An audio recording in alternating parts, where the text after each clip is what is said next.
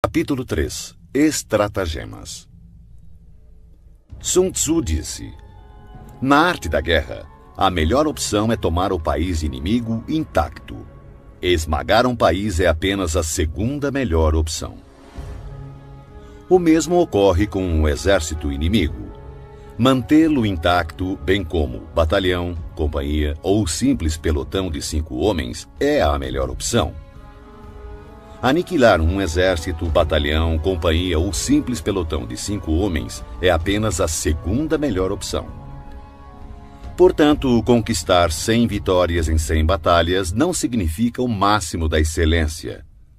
O máximo da excelência é subjugar o exército inimigo sem chegar sequer a combater. Assim, a melhor inteligência militar é atacar as estratégias do inimigo. Em seguida, atacar suas alianças, limitando a junção de suas forças. Depois, atacar seus soldados em seu próprio campo. E a pior de todas as políticas é sitiar cidades muradas. Isso somente deve ocorrer em último caso, quando não houver outra escolha.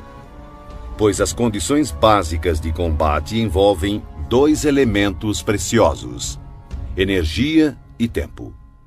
Se seu comandante for incapaz de controlar sua ansiedade e enviar tropas de soldados para escalar muros, perderá 1 em cada 3, e ainda assim não tomará a cidade.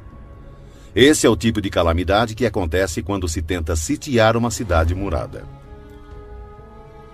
Existem algumas máximas que devem ser consideradas antes de pensar em sitiar cidades e ganhar batalhas.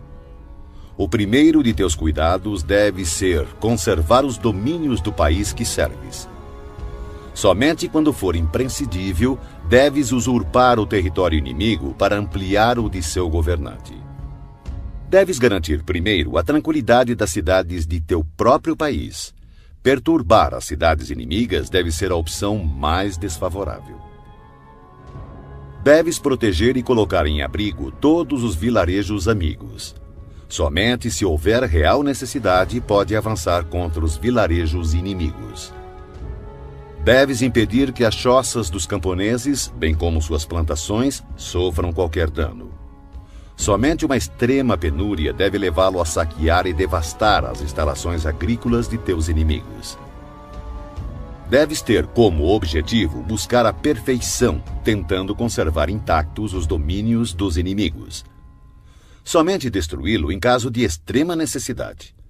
O comandante que age assim tem a conduta comparada à dos mais virtuosos personagens da história, cujas obras buscam a produção e a conservação e não a destruição.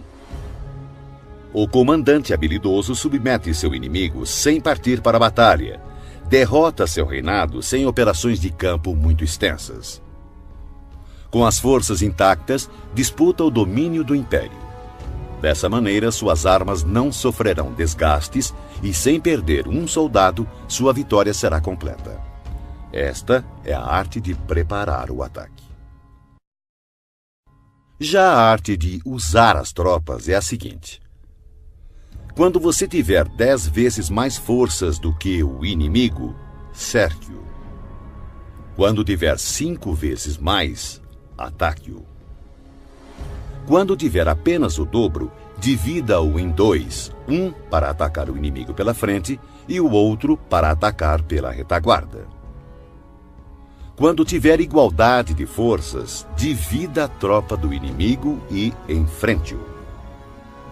Quando for inferior em número, seja hábil para tomar a defensiva. Quando não for páreo para o inimigo, tenha a habilidade de evitá-lo.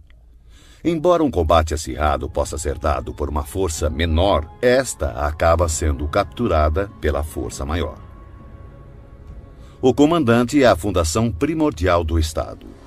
Quando essa fundação estiver bem colocada, o Estado certamente estará forte. Quando defeituosa, o Estado certamente enfraquecerá. Existem 3 maneiras de um comandante trazer desgraça para o seu próprio exército. Primeira, ordenar um avanço ou retirada sem perceber ou se assegurar que o exército está em condições de obedecer. Chama-se isso de travar o exército. Segunda, interferir na chefia do exército, ignorando assuntos internos. Isso trará confusão aos oficiais e soldados. Terceira, permitir que as ordens que interferem na direção do exército sejam delegadas por nobres que administram o reino. Justiça e humildade são premissas com as quais se governa o Estado, mas nunca o exército. Flexibilidade e oportunismo, por outro lado, são virtudes militares e não civis. Não há pior calamidade do que ordens emanadas de um soberano sediado na corte. Tendo um comandante confundido seu exército e perdido a confiança de seus homens, as agressões dos comandantes vizinhos não tardarão. Daí a máxima: semear a desordem nas próprias fileiras é oferecer aos outros o caminho da vitória. Se um general ignorar o princípio da adaptação, não deve ser colocado em uma posição de autoridade.